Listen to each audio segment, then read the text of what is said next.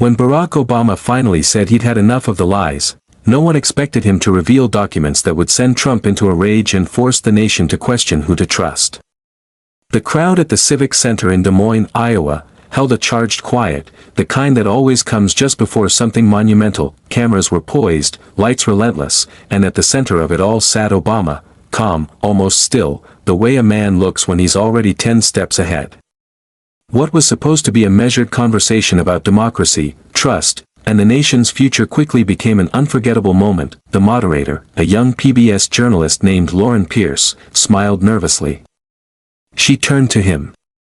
"Mr. Obama, many Americans feel unsure who to believe anymore, politicians, the media, even election officials.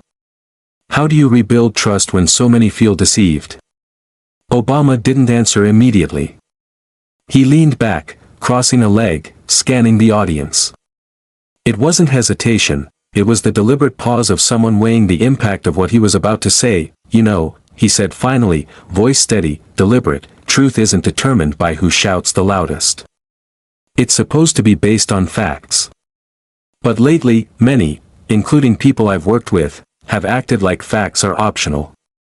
The crowd shifted. Some clapped softly, uncertain. Others leaned forward, phones raised. His tone was calm, but every word landed with personal weight. Everyone understood who he meant, even without a name. Lauren pressed carefully, "Are you referring to former President Trump's statements about the 2020 election?" Obama offered a faint smile. "Let's just say when someone insists the sky is green and millions believe it, at some point, you have to hold up a photograph of the sky." Laughter spread briefly, but his expression didn't change. "I've stayed quiet for a while," he continued. "I thought the noise would settle. But truth doesn't defend itself. When someone keeps rewriting history, insisting only their version matters, the American people deserve better." The room shifted. Lauren sensed it too. "So you're saying Mr. Trump's claims about voter fraud and media bias aren't true?" Obama met the camera's gaze. "They're false. Deliberately false. People I once trusted told me firsthand how they were pressured to say things that weren't real. And I'm tired of watching our country bend under it." Gasps filled the hall. The control room erupted with murmurs. Producers scrambled to fact-check every line, but Obama remained unshaken, tone measured, eyes steady. "This isn't about politics," he said. "It's about honesty. When leaders choose lies because the truth is inconvenient, democracy doesn't collapse overnight.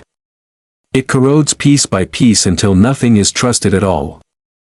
A retired teacher in the audience whispered, "He's never spoken like this before."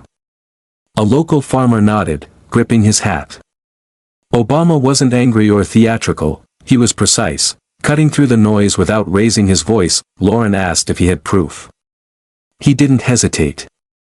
"Yes," he said, leaning slightly forward. "And before tonight, I made sure it was verified." The atmosphere thickened. Even viewers at home could feel it. From Ohio towns to Arizona suburbs, people stopped what they were doing. Phones lit up. TVs grew louder. Obama didn't seem to be attacking his old rival. He seemed like a man who had carried a truth too long and finally set it down. "I'm not here to humiliate anyone," he said softly. "But if protecting the truth means saying it out loud, then that's what I'll do." Lauren swallowed. "Mr. Obama, are you saying President Trump knowingly spread false information?" He took a slow breath. "I'm not suggesting. I'm stating. And by the time tonight is over, you'll understand why." A low murmur ran through the audience. Faces frozen, eyebrows raised, mouths slightly open. The silence after his words was louder than any applause. Somewhere, far away, someone in a Palm Beach penthouse picked up their phone, fury already forming in their fingers. But no one knew that yet. What was clear, Obama had just dropped a weighty truth on live television, and the country was about to feel the aftershock. The shift in the Civic Center was tangible, even through screens. Silence hung, charged, anticipating. Lauren cleared her throat, nervous yet intrigued. The tension wasn't hostile yet, but everyone knew they had crossed the line from a polite discussion to something raw and real. In the audience, a young college student from Omaha named Kendra Lawson stood at a microphone in the aisle. Her fingers trembled as she adjusted it. She was maybe 20, wearing a faded denim jacket, notebook full of scribbles in hand. As the camera zoomed in, she swallowed and began speaking, voice shaky but clear. "President Obama," she began, "you talk about truth and leadership, but how can truth matter anymore when half the country doesn't believe anything unless it comes from someone they already agree with?" The question landed like a stone thrown into deep water. The ripples ran across every face in the audience, some nodded, some frowned, but Obama just stared at her, chin slightly lowered, hands folded together. He didn't rush. Instead, he stood slowly, adjusted his jacket, and walked toward the edge of the stage. "What's your name again?" he asked. "Kendra," she replied softly. "Well, Kendra," he said, "that's the question, isn't it? How do you make truth matter when people prefer their own version of it?" He paused, letting the weight of the word settle, then continued, "Truth isn't a popularity contest. It doesn't care who believes it. It's like gravity. It pulls the same way whether you like it or not. The real danger comes when leaders start pretending gravity doesn't exist and convince millions to jump with them." The crowd chuckled quietly. Kendra didn't. She looked down at her notebook, then back at him. But what if people want to believe the lie? Obama offered that faint, controlled smile he's known for. Then it becomes the responsibility of those who know better to speak up, even when it's inconvenient. Especially then. His words hung in the air like more than a response, they were a warning. Then he did something unexpected. He turned to Lauren, the moderator. "Can we bring something up on the screen behind me?" The large monitor, usually displaying the town hall logo, flickered and shifted to a simple timeline. Statements made by Donald Trump over the past year about election fraud, media conspiracies, and fake numbers. The audience straightened. This wasn't normal. Town halls didn't usually do this. Obama pointed to the timeline, voice steady but sharper now. "I want everyone watching to understand something. This isn't about politics. It's about the pattern. When a person repeats falsehoods often enough, they stop sounding false to those who trust them, and that's dangerous." Lauren spoke carefully. "Mr. Obama, are you suggesting former President Trump intentionally misled his supporters?" "I'm suggesting," Obama said, "that he was told the truth repeatedly and chose to ignore it. I've seen the evidence. I've spoken to people who were in the room when those conversations happened." Whispers ran through the audience. Reporters typed furiously. Some viewers might have thought it was rehearsed, but it wasn't. You could see it in the way Obama's hand moved, deliberate, not theatrical. Kendra raised her hand again. "So what happens when the lie becomes part of someone's identity? When admitting the truth feels like betrayal?" Obama nodded, walking a few steps closer. "That's when leadership matters most. Leadership isn't about making people comfortable. It's about giving them enough respect to tell them the truth, even when it hurts." A middle-aged man in the audience clapped slowly, breaking the tension. Others followed. But the applause didn't feel like celebration, it felt like release, like people hearing something they'd needed to hear for years. As the clapping faded, Obama looked around again. "You know, Kendra," he said, "I didn't come here tonight to point fingers. I came because we've spent years pretending lies are just differences of opinion. They're not. Lies are weapons. If we let them spread unchecked, one day we'll wake up and realize they've already won." Lauren glanced nervously at the producers, signaling to cut to commercial. But Obama wasn't finished. "Before we go to break," he added, "I want to make something clear. This isn't speculation. I have something that confirms exactly what I'm saying." The room froze. Heads turned, eyes widened. "What do you mean, Mr. President?" Lauren asked. That he gave that calm, knowing smile. "Let's just say I didn't come empty-handed." Murmurs filled the audience. Phones came out.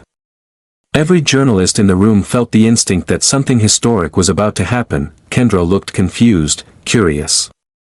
What kind of proof? Obama's voice softened, but the firmness remained. First-hand accounts.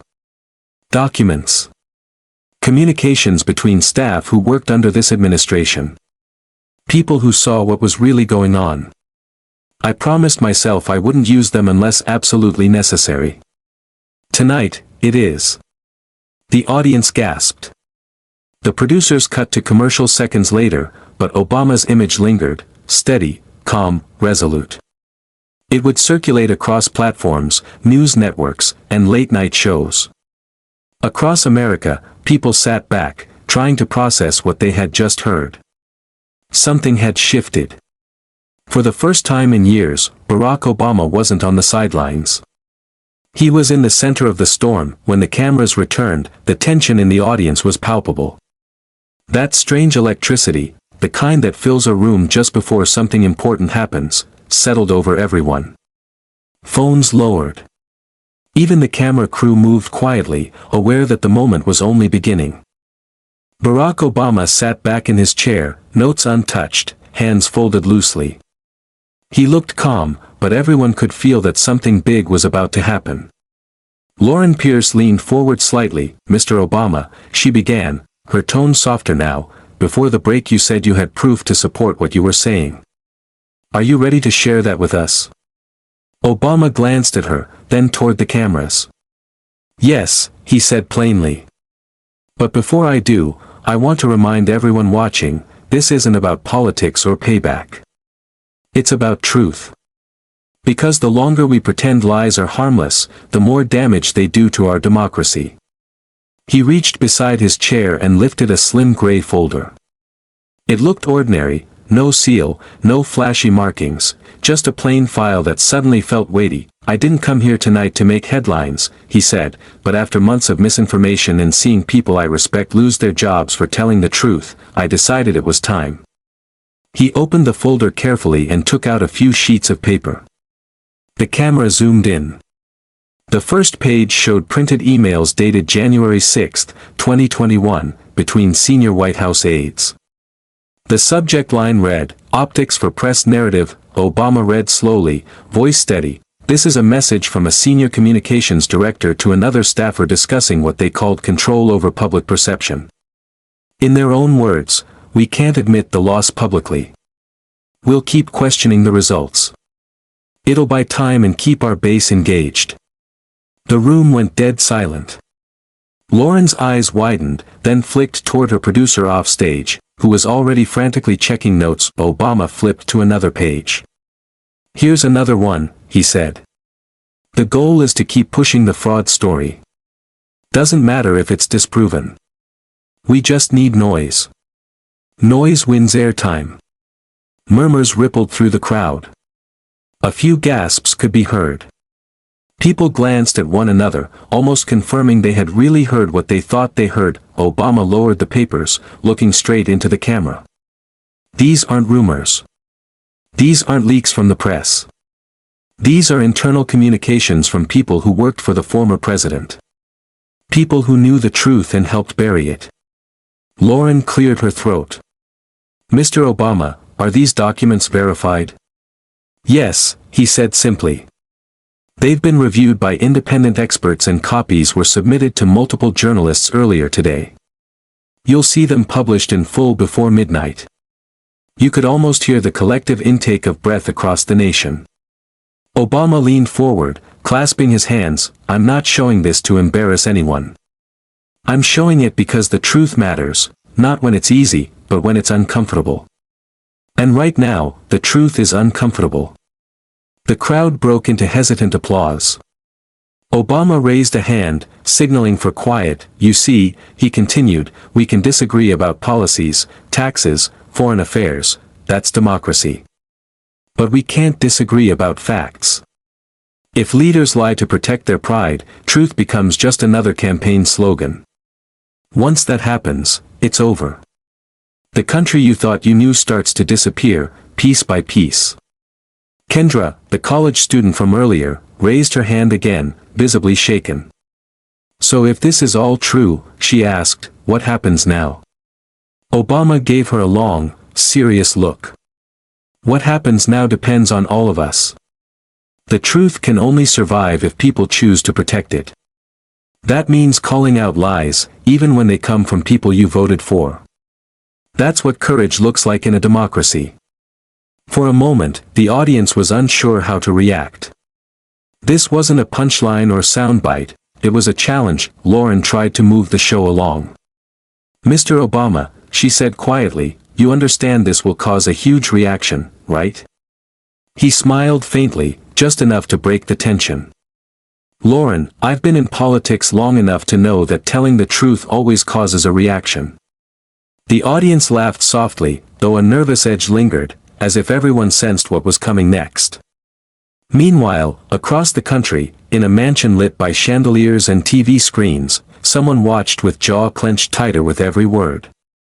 A phone lit up beside him, hundreds of notifications flooding in, his name trending, his face flashing across cable news chirons. Obama is still speaking, the teleprompter read. The reason I came here tonight, he said, isn't to reopen old wounds. It's to remind everyone that leadership isn't about ego, it's about responsibility. When you have a platform that reaches millions, you don't get to twist reality just because the truth makes you look bad. Lauren glanced toward the control booth. We're running over time, she whispered. Obama nodded, gathering his papers back into the folder. That's fine, he replied. The truth doesn't fit into a time slot. The crowd laughed, not because it was funny, but to release the pressure building in the room. As the program cut to its final segment, the atmosphere felt different. Reporters whispered, viewers texted friends, unsure exactly what they had witnessed but knowing it mattered. Obama leaned back once more, eyes calm. History, he said almost to himself, has a way of catching up, no matter how fast the lies run. The camera zoomed in for a final close-up, capturing the quiet confidence of a man who knew a storm was already forming beyond the studio walls. But the real explosion wasn't happening here, it was hundreds of miles away in Florida. One man's reaction was about to ignite the next phase of the story. By the time the broadcast ended, the internet was already ablaze. Clips of Obama reading from the folder had flooded social media before the credits even rolled. Hashtags trended instantly, hashtag Obama Files, hashtag Truth Live, hashtag Proof on Air. Meanwhile, in the Iowa auditorium, Obama lingered for a few quiet moments, talking with producers, signing autographs, and shaking hands with audience members who still looked stunned. Lauren Pierce approached him as the crew packed up equipment, earpiece dangling. Mr. Obama, she said softly, I've done hundreds of interviews. I've never seen a reaction like that. He smiled politely, unreadable. That's what happens, he said, when people hear something they weren't supposed to. Hundreds of miles away in Palm Beach, Florida, a flat-screen TV replayed the broadcast. The footage froze on Obama's calm, composed face, mid-sentence. Sitting in front of it, Donald Trump scrolled furiously through notifications, the harsh glow of screens reflecting off his face. He's lying, Trump muttered, half to himself, half to the room. Completely lying. One of his aides, Rick Callen, cautious and precise, leaned forward. Sir, the documents are specific. If they're authentic, they're not authentic, Trump snapped. He made them up. Obama's trying to steal the spotlight. I'm not letting that happen. He opened Truth Social and began typing furiously, Obama spreading fake documents on national TV. Lies, lies, lies. Pathetic attempt to stay relevant. People aren't stupid, they know the truth. Within seconds, it was trending, racking up hundreds of thousands of shares, but the response wasn't uniform. Some supporters echoed his anger, but others, loyal for years, wanted to see the documents for themselves. They wanted clarity. Rick cleared his throat. Sir, maybe a formal statement. No statements, Trump interrupted, voice rising. I'm going live tonight. Back in Washington, major news outlets dissected every frame of Obama's appearance. CNN analysts compared his tone to his early presidency, calm but assertive. MSNBC aired a split screen showing the leaked documents alongside official White House letterheads. Even Fox News, usually cautious about praising Obama, acknowledged the evidence as detailed. In NBC's newsroom, senior political correspondent Maya Glenn stood by a whiteboard filled with timelines. "Look at the dates," she said. "These emails were sent days before the certification vote. If they check out, this could shift the entire post-election narrative." Her producer frowned. "You think Obama timed this?" Maya shrugged. "He's not impulsive. He knew exactly what he was doing." Across the country, living rooms became mini debate arenas. Families argued over dinner tables. Retirees in Arizona replayed the town hall on YouTube, whispering about how calm he looked.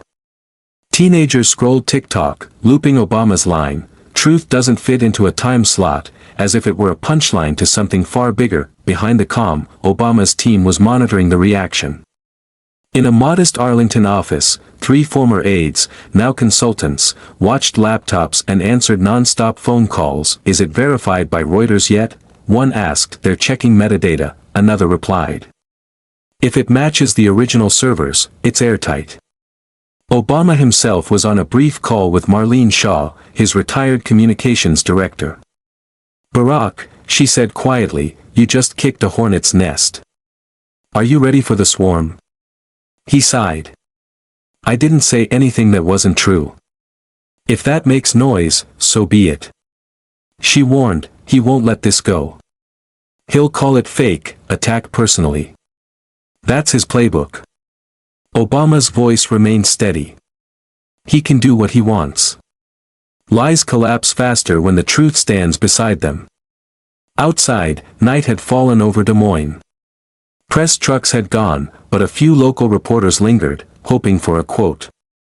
Inside, the janitorial crew moved quietly, sweeping confetti from the programs. On one seat, a handwritten note read, "Thank you for saying what we all wanted to hear." Meanwhile, at Mar-a-Lago, Trump appeared in front of a gold-draped backdrop. Furious, gestures sharp, "Barack Obama is a disgrace. Showing doctored papers on TV. Total fraud. Another witch hunt. Another hoax." Millions tuned in within minutes. Even as he spoke, fact-checkers were already comparing screenshots. The emails matched prior investigations almost word for word. On the East Coast, Obama's team watched the live stream in silence. One aide finally said, "He's panicking." Obama didn't respond immediately, standing by the window, hands in pockets, watching the traffic lights below. "He's scared," he said finally. "Because the truth isn't something he can control." Marlene turned from the screen. "This could spiral, investigations, hearings, media war.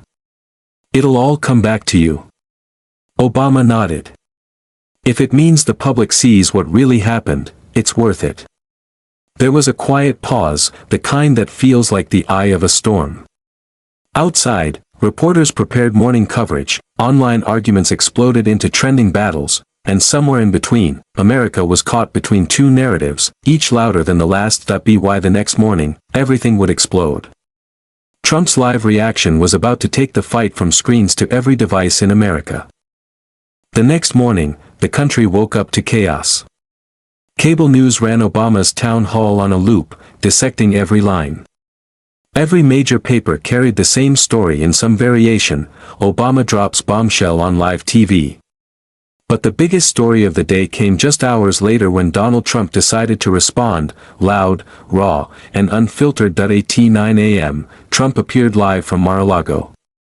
The backdrop was unmistakable, the American flag behind him, gold curtains framing the room, and a podium that read "Save America." The lighting wasn't perfect, but it didn't need to be.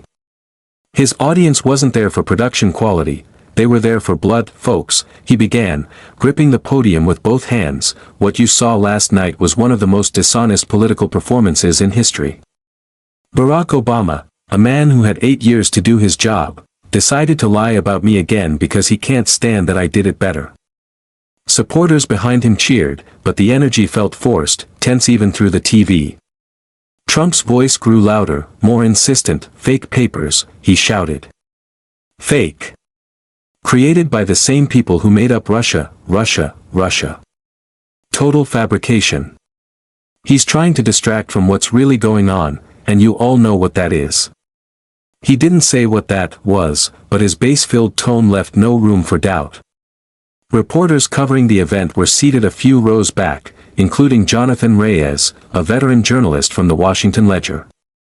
He'd covered Trump for years, rallies, press conferences, scandals, but this felt different. He's not just reacting, Jonathan whispered to his colleague. He's unraveling. The camera operator nodded. Yeah. And he's not sticking to the script. Trump slammed his hand on the podium. You know what's disgusting? The fake news networks, CNN, MSNBC, ABC, all playing that Obama clip like it's gospel.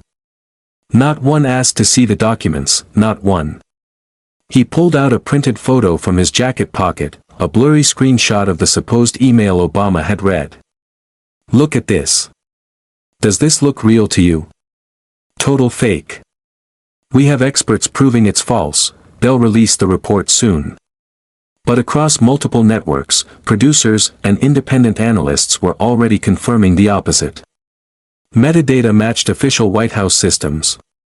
The emails were real. The irony was biting. Trump's denial was being debunked live as he spoke that he continued for nearly 40 minutes, attacking Obama, the press, even some former staff who had distanced themselves. His tone swung from confident to frantic, sentences looping back on themselves. I'm telling you, he pointed toward the camera. Obama's trying to bring me down because he's scared. Scared of me running again, scared of what happens when people know the truth. He's terrified. Jonathan scribbled in his notebook. He keeps saying, scared, he whispered. His cameraman smirked. Classic Trump move. Halfway through, communications advisor Rick Klein tried to signal him from off-camera. Reuters had just confirmed that Obama's documents were verified. Rick's face went pale. Stop talking, he mouthed. Trump ignored him. Instead, he launched into a new tangent. We've got documents too. Secret evidence that will expose Obama. When I release them, everyone will see who the real liar is. Rick lowered his head. He knew there were no documents, no plan, no backup, just improvisation. As Trump wrapped up, reporters scrambled to send initial reactions to editors. Jonathan leaned toward his camera operator. This isn't a rebuttal, he said quietly. It's a meltdown. When the live feed ended, news outlets flooded with commentary. NBC ran, Trump lashes out in live rant. The New York Times, desperate attempt to regain control. Even conservative networks were cautious.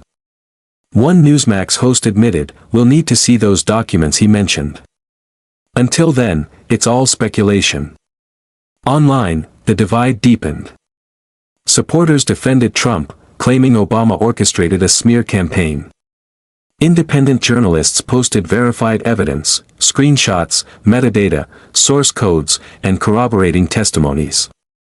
The proof was overwhelming. By noon, hashtags like hashtag Trump meltdown and hashtag Obama proof trended side by side. Late night shows prepped segments, comedians sensing history in the making. But beyond jokes and headlines, something deeper was happening. Public opinion was shifting. Even lifelong Trump voters were starting to ask questions. A retired veteran from Kansas posted on Facebook, and the debate was just beginning. I've defended this man for years, the pastor said slowly, but if those emails are real, I can't ignore it. His words rippled online, shared thousands of times. Inside Obama's Arlington office, his team watched Trump's speech replayed on multiple screens. Marlene Shaw shook her head slowly. He just handed you more credibility, she said. Obama didn't smile. He looked tired, thoughtful. No one wins in this, he said quietly. But maybe now people will start listening again. Marlene leaned against the desk. You realize this isn't over, right? Obama nodded. It never is. He picked up his phone. Dozens of unread messages from journalists, allies, even a few old political rivals blinked on the screen. One text stood out, from a name he hadn't seen in years: "You did the right thing. Proud of you." He stared at it for a moment, exhaling slowly. Outside, D.C. traffic hummed, oblivious to how the nation's fiercest argument was quietly reshaping itself into history. Meanwhile, as media outlets replayed every second of Trump's reaction, something more important was happening. The public was responding in ways neither man had anticipated. By the next evening, it wasn't just a political story, it was everywhere: supermarkets, school parking lots, church gatherings, coffee shops. People weren't merely watching, they were arguing, dissecting every second of Obama's calm delivery and Trump's fiery outburst. The country hadn't been this collectively focused since election night 2020. Cable networks ran wall-to-wall coverage. On CNN, commentators praised Obama's composure, calling it the most disciplined televised moment of the decade. Fox News treaded carefully, balancing skepticism with acknowledgement of the evidence. No matter the network, one thing was clear: America couldn't stop talking about it. In Columbus, Ohio, a retired factory worker named Gerald Lane sat with his wife, eyes fixed on the TV as Obama's words replayed. Truth isn't supposed to depend on who's shouting the loudest. Gerald leaned back, shaking his head. "You know, Mary," he said slowly, "I voted for Trump twice, but that right there, that sounded like a man with nothing to hide." Mary looked surprised. "You think Obama's telling the truth?" Gerald sighed. "I don't know. But the way he handled himself, it didn't look like an act." Hundreds of miles away in Austin, Texas, a college campus buzzed with late-night discussion. Students huddled in dorm lounges, streaming clips on laptops. Andre Vasquez played a compilation, side by side: Obama calm, Trump raging. "Dude, he lost it," his roommate said. "Look at Trump sweating bullets when he says, 'fake documents.'" Andre nodded, eyes glued to the screen. Obama didn't even raise his voice. That's what's messing with people. On social media, the narrative was unfolding in real time. TikTok overflowed with edits, dramatic music underscoring Obama's quotes, reaction clips capturing people gasping at Trump's rants, even side-by-side memes highlighting their drastically different demeanors. Beyond the noise, something more profound was happening. Ordinary Americans, especially those weary of endless political chaos, were beginning to question what truth really meant. Journalist Sandra Cho from NPR captured it best during her evening segment: "For the first time in years, people aren't just defending sides. They're comparing behaviors. They're asking who looks like a leader and who looks like someone trying to hold on." Inside major newspaper offices, analysts were crunching numbers.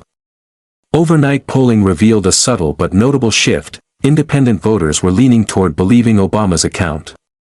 Among older voters, traditionally Trump's strongest demographic, trust in his credibility had dipped by 5 points in a single day. Back in Palm Beach, Trump's advisors were panicking. Rick Allen stood in the hallway outside the communications office, phone pressed to his ear. "We need to redirect this fast," he said. "Push the idea that Obama colluded with media outlets to plant fake files." "But we can't prove that," came the voice on the other end. Rick closed his eyes. "We don't need proof. We need noise." But the noise wasn't working. Every attempt to discredit Obama only amplified the documents themselves. Late-night hosts replayed the footage with biting commentary. One joke on The Late Show summed up the mood perfectly: Obama brought receipts, Trump brought rage. The audience roared, not everyone laughed. In conservative circles, die-hard supporters felt betrayed, not by the media, but by the growing silence within Trump's inner circle. Former aides refused to appear on talk shows, and those who did were noticeably vague. In Cincinnati, an evangelical pastor named Reverend Clay Weston, a longtime Trump supporter, addressed his congregation. His sermon began as usual, filled with talk of faith and perseverance. But midway through, his voice faltered. "I've defended this man for years," he said slowly, "but when I watched that interview, I saw two spirits at work, one calm, one angry. And I had to ask myself, which one looked more like the truth?" There were murmurs, a few nods, a few stiff backs. For many, that simple question lingered long after the service ended. Across the country, former political allies and ordinary citizens alike were wrestling with the same question: who, in the end, could they trust? The conversation began stepping into new territory when a retired senator told MSNBC, "Obama isn't just winning the argument, he's winning the tone." And in politics, tone is everything. Even on online forums known for conspiracy chatter, something unexpected was happening. Threads once filled with blind loyalty began to crack. Hesitant posts appeared: "I'm starting to wonder if we've been misled." Meanwhile, Obama remained mostly silent. No public appearances, no interviews, no social media posts. His only statement came through a spokesperson: "President Obama stands by his remarks." The truth speaks for itself, that silence worked in his favor. The calmer he stayed, the more chaotic Trump's world appeared. Every post, every rant, every fiery accusation only deepened the contrast between the two men, one measured, one manic. By midweek, polls showed something no one had predicted. For the first time since 2016, a majority of Americans said they trusted Obama's judgment more than Trump's. The shift wasn't seismic, but it was symbolic. Cable panels debated the implications. Could this change the direction of the Republican Party? Would Trump face new investigations based on the leaked communications? No one knew for sure, but the air was thick with speculation. Inside Obama's Arlington office, Marlene Shaw scrolled through the latest headlines. "You see this?" she asked. "You're all over the place. People are calling it your comeback." Obama glanced up from his notes. "It's not a comeback," he said softly. "It's a reminder," she said, faintly smiling. "Of what?" he asked. "That truth doesn't shout," he said. "It waits." But waiting wouldn't last long. Behind the scenes, political insiders were already moving to weaponize everything that had just happened. 2 days after the town hall, Washington, D.C. felt like a shaken hornet's nest. News vans lined Constitution Avenue, journalists darted between camera setups, and every political aide seemed to be secretly checking the latest polls. The atmosphere in Arlington was focused but tense. The walls were covered with maps, news clippings, and poll data printed overnight. His small, tight-knit team, mostly old hands from his presidential days, worked quietly around a large wooden table. No one said much. The gravity of what had been set in motion was still sinking in. Marlene Shaw, ever pragmatic, typed rapidly on her laptop. "We've had 6 requests from morning shows," she said without looking up. "They want you on air to talk about the documents, the fallout, everything." Obama leaned against the window, arms folded. He wasn't looking at her, his eyes were fixed on the dull gray sky over the Potomac. "We're not doing a media tour," he said calmly. "That's exactly what he wants," she said. "To turn this into a circus.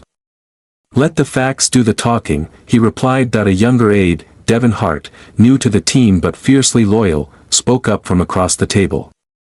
"With all due respect, sir, the country is glued to this. If you stay quiet too long, he'll fill the space with noise again." Obama turned toward him, thoughtful but firm. "The problem with noise," he said, "is it burns itself out.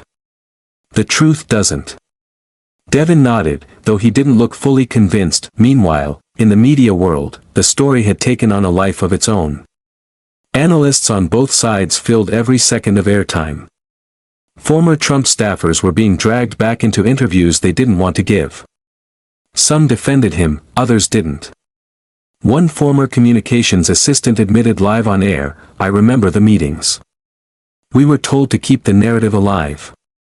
I didn't question it back then. I wish I had." That clip alone went viral, proof from someone who had been on the inside. Back in Arlington, Marlene turned the screen toward Obama. "You see this?" she asked. "That woman's testimony just confirmed what you read out loud. She backed you up completely." Obama nodded. "Good for her," he said quietly. "That takes courage." He paused, then added, "But now she'll pay for it. They always do." Marlene sighed. You can't protect everyone. I know, he said. But truth-tellers are always the first to get hit. I've seen it happen too many times. At that same moment, across town, a high-level Republican strategy meeting was underway, plotting how to respond to the storm Obama had unleashed. Inside a dimly lit conference room at a private club near DuPont Circle, phones vibrated nonstop. Advisors, consultants, and a handful of congressmen huddled together, whispering as they assessed the damage. The polling is slipping, one strategist muttered. Not by a landslide, but enough to make donors nervous. Another added, if he keeps lashing out online, we'll lose what moderates we have left. Independents are already drifting. A senior congressman, silent until now, finally leaned forward. Then we make Obama the villain again. Frame it like he's manipulating the media. A deep state revenge move. Get the surrogates out. Flood the networks. The room murmured in agreement, though more than a few faces showed doubt. Even inside Trump's own orbit, small fractures were showing. Some wondered privately if the damage was already too deep to undo. Back in Palm Beach, Trump sat before a half-eaten breakfast, scrolling through his phone as the morning light cut sharply across his face. His tone, those nearby would later say, had shifted, less rage, more calculation. Rick Collins stepped in carefully, a folder tucked under his arm. Sir, the committee wants a unified statement before this snowballs. They're worried about the base. Trump didn't look up. The base isn't worried. The base loves me. Rick hesitated. Some do, yes. But the media is running wild. If we don't give them something, Trump cut him off. We'll give them something. Something bigger. Something that takes the spotlight off him. Rick frowned. Like what? Trump finally lifted his eyes, cold and determined. We make it about corruption. Obama. The FBI. All of it. Leak something that makes him look dirty. Doesn't matter if it sticks. It muddies the water. Rick swallowed. Do we have something to leak? Trump smirked. No. But we can make people think we do. Back in Arlington, Marlene's phone rang again, this time, a reporter from Reuters. We're hearing chatter, the reporter said. Trump's team may try to leak something about you. A distraction from the documents. Obama listened quietly as she relayed the call. He merely nodded. Expected, he said. When people can't defend themselves with truth, they turn to smoke. The room fell silent, broken only by the hum of laptop keys. After a moment, Obama looked up. I'm not chasing lies with lies. If they come after me, let them. Just keep verifying the documents. Truth doesn't need to yell. Devin glanced up from his screen. You really think people will see through it? Obama gave a small, tired smile. Eventually. People always do. It just takes time, and a little faith. Outside, a thin rain began streaking the windows. Inside, his staff continued working in steady quiet, not planning counterattacks, but drafting a statement grounded in integrity. Meanwhile, in newsrooms across the country, editors were preparing the next day's headlines. Different angles, different tones, but they all pointed to the same conclusion. Obama had set the tone, and Trump was scrambling to catch up. The storm was far from over. But in that calm Arlington office, it was clear who was steering with the steadier hand. Down in Florida, however, Trump was far from finished.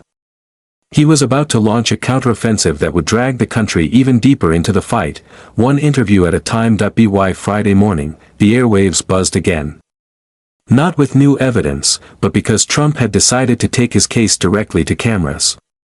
No more posts, no more statements through aides. He wanted to talk live, raw and unfiltered. His team booked back-to-back interviews across conservative networks, hoping to claw back control. The first stop, a primetime sit-down with Megyn Callow, a host known for her sharp tone but sympathetic leanings. Her Miami studio was packed with staff, all aware millions were watching. Trump arrived 15 minutes late, clad in his usual navy suit and red tie. His face looked more drawn than usual, but the energy was unmistakably his. As cameras rolled, Meghan leaned forward. "Mr. President, thank you for being here. Let's get right to it." Barack Obama made serious claims this week, supported by documents verified by multiple outlets. How do you respond? Trump smiled, though his eyes stayed cold. Well, Meghan, first of all, it's all fake. You know that. I know that. Everyone watching knows that. Obama's desperate. He's been irrelevant for years, and now he wants back in the spotlight, using my name, because he's obsessed. Meghan pressed. But the documents he revealed, are you saying they were fabricated? Absolutely fabricated, Trump said. Created by the same corrupt insiders who tried to take me down before. Russia, Ukraine, impeachment, fake, fake, fake. This is just the next chapter. He leaned back, gesturing confidently. People aren't buying it. Americans don't trust the media. They don't trust the so-called experts. They trust me, because I've always told them the truth. Behind the camera, one of Meghan's producers lifted an eyebrow. The irony was impossible to miss, but the interview continued. Meghan held up a screenshot of one verified email. This message, sir, she said carefully, was sent from one of your senior staffers.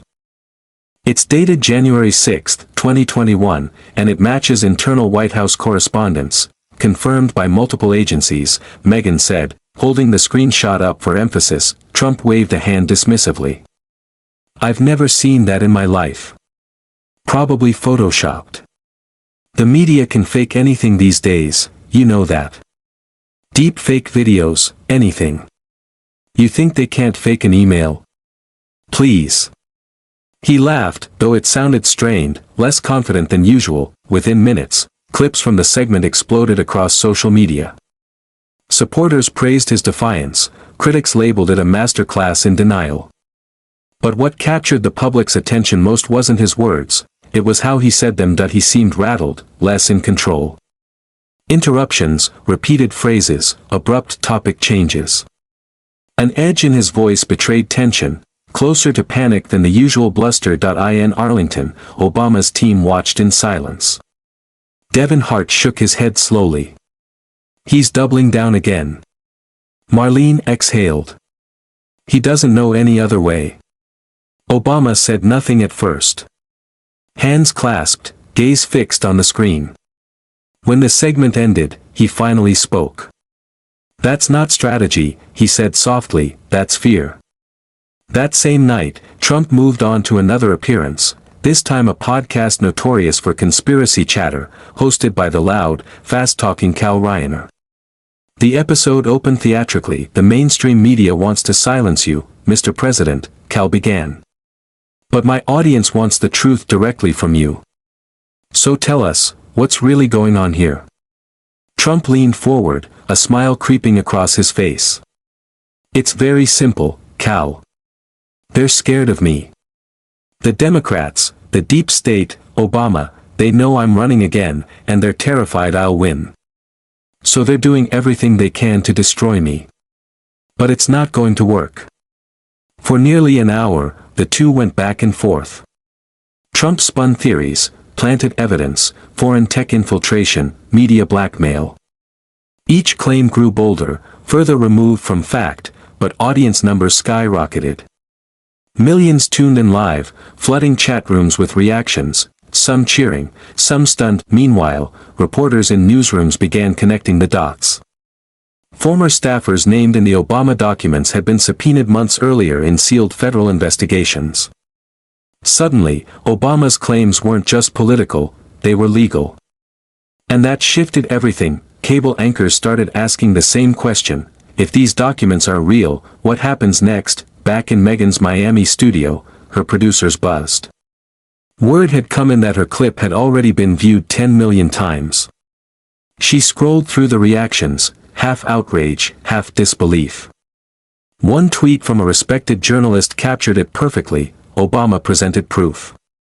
Trump presented volume. That night, major newspapers ran op-eds titled "The Power of Composure and the Cost of Denial." Commentators noted how Obama had refocused the nation on truth without raising his voice once, while Trump, the master of spectacle, seemed trapped inside his own performance at Mar-a-Lago, but Trump saw it differently. "They're all talking about me," he told Rick Collin. "Doesn't matter if it's bad. As long as my name's in the headlines, I'm winning." Rick hesitated. "Sir, they're starting to fact-check you live. Even some conservative outlets." Trump's eyes snapped up. "Then we hit back harder. Call the networks tomorrow. I want another segment. And this time, we're not defending, we're attacking." Rick nodded weakly, sensing the impending fallout. Back in Arlington, Obama's team kept watching, coverage spreading, interviews piling up hour after hour. Devin turned to Obama. "Are you going to respond?" Obama shook his head. "No need," he said. "The more he talks, the clearer the contrast becomes." He walked toward the window, gazing at the faint glow of DC lights.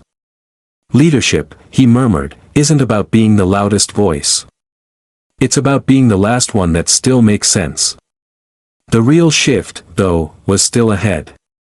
Over the next few days, polls, numbers, and even longtime allies began telling a story neither man had anticipated. By Monday morning, the storm had stopped being just political, it had become a national reflection. A mirror held up to the country. The question was no longer who was right, it was who could still be trusted. Cable news panels began split-screening side-by-side clips. Obama steady and deliberate. Trump defensive, loud, and off balance. For the first time in years, Americans weren't just reacting, they were comparing. In Philadelphia, inside a diner that had been serving coffee since the 1950s, conversations about sports and gas prices had given way to politics.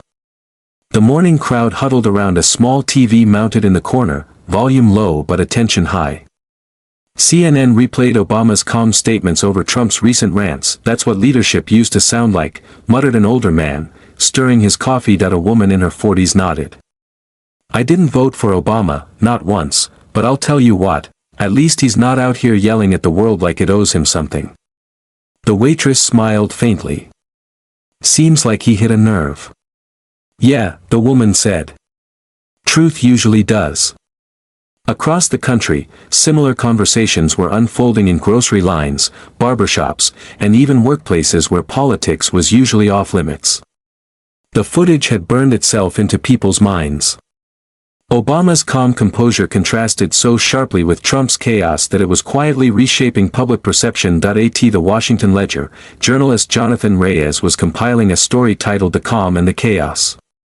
His opening line captured the moment perfectly. "In a nation addicted to noise, Obama's silence has become its own statement." His editor looked up from the draft.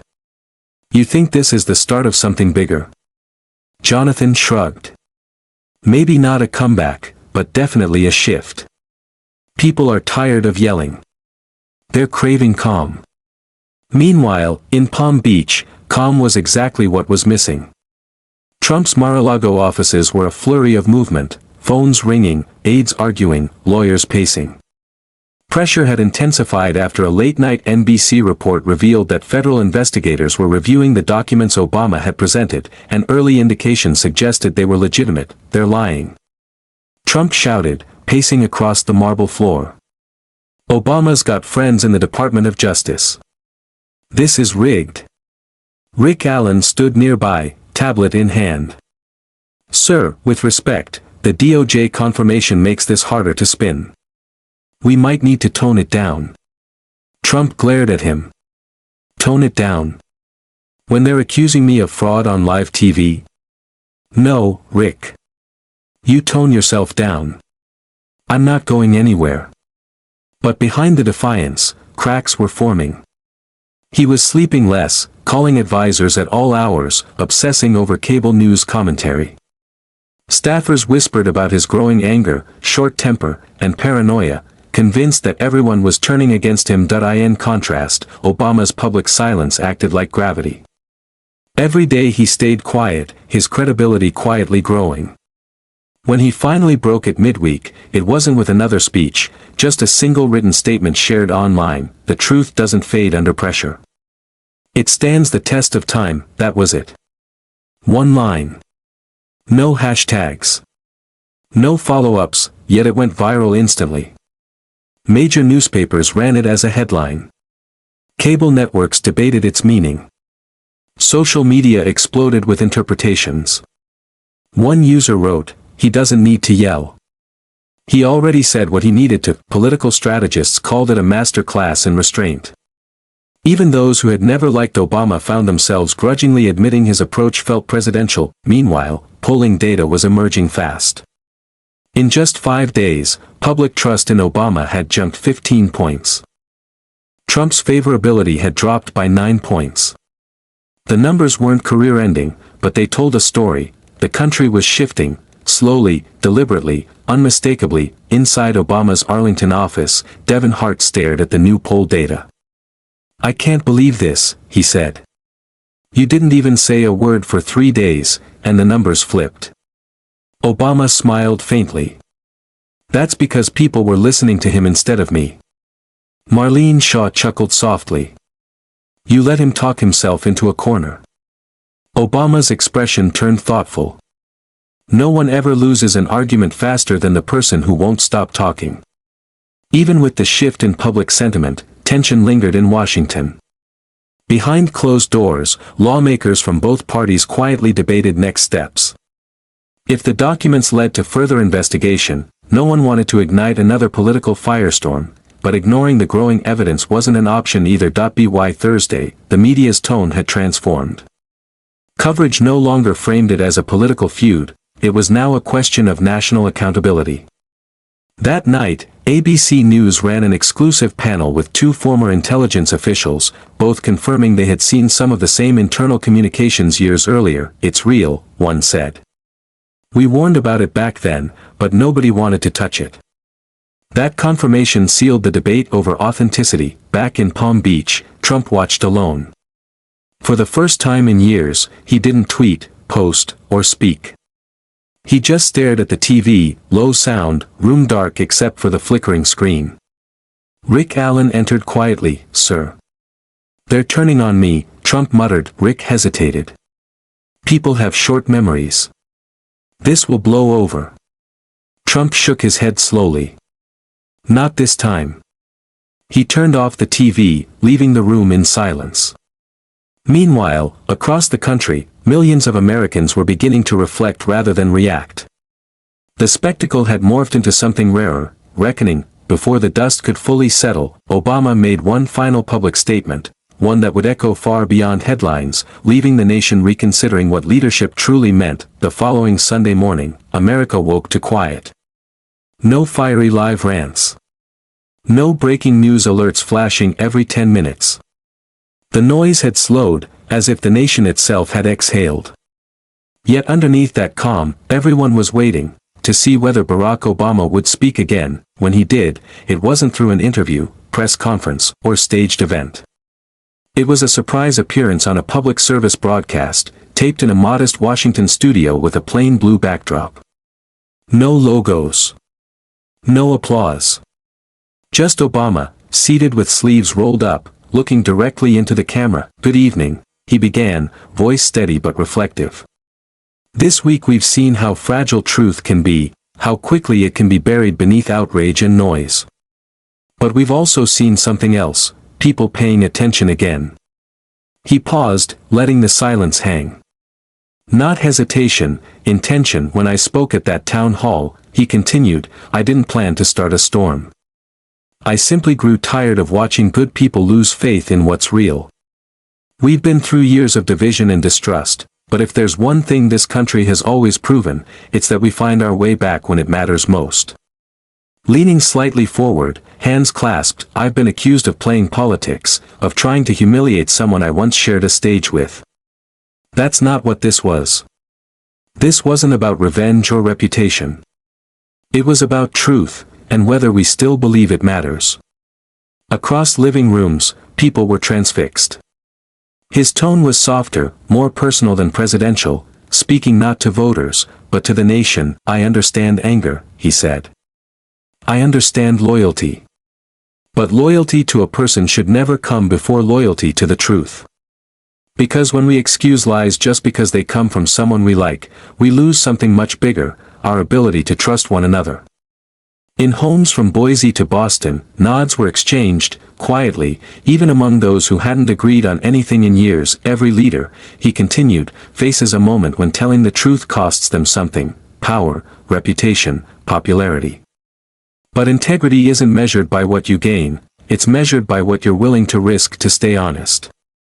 He paused again, expression thoughtful. I know some will say this doesn't change anything, that everyone has already picked a side. I don't believe that. Deep down, most Americans still know the difference between noise and truth, they just need a reason to trust it again. The camera slowly zoomed in. His voice softened. Maybe that's where we start, by admitting we've all been guilty of listening to the loudest person in the room instead of the right one. I've been the loud one before too. But growing older, you learn something: the truth doesn't need to shout. It just needs time. He stood, but not abruptly. My message tonight isn't just for politicians or journalists, it's for everyone. The next time you hear something that sounds outrageous, take a second before sharing it. Ask yourself, who benefits if I believe this? That one question might save us a lot of trouble. He looked off camera briefly, then back. We can disagree all we want, that's democracy. But if we lose our respect for the truth, none of the rest survives. The truth has to matter, even when it hurts. No applause. No dramatic flourish. Just a long, quiet pause before the screen faded to black. Within minutes, the clip spread everywhere. Social media, talk shows, podcasts, even networks that rarely praised Obama called it a defining moment of maturity in modern politics. Commentators dubbed it the speech America didn't know it needed. Meanwhile, Trump's camp remained unusually quiet. Rick Allen later told a journalist that the former president had watched the broadcast alone in his study, saying nothing for the entire 15 minutes. When it ended, he muttered, "He's good at this," and turned off the television. Across the nation, Americans debated the speech's meaning. Some saw it as a victory for honesty, others as a final blow in a years-long feud. But nearly everyone felt the same, a rare moment of reflection in a world that had forgotten how to pause. A high school civics teacher in Boise told her students the next day, "You just watched history repeat its lesson." Every generation forgets that truth doesn't shout, it waits for someone brave enough to say it out loud. In the following weeks, headlines shifted, from feuds to documents, and from documents to accountability itself. The country had been reminded that leadership wasn't about dominance, it was about steadiness. Obama gave no further interviews. He returned to private life, letting the conversation move on without him. Yet the echo of his final line, "The truth doesn't need to shout, it just needs time," became a cultural refrain. Months later, people remembered that calm night in Washington. The night a former president didn't fight for power or applause, but for something far simpler, the idea that honesty still matters, because in the end, truth outlasts volume. And maybe, just maybe, that was the lesson the country needed all along.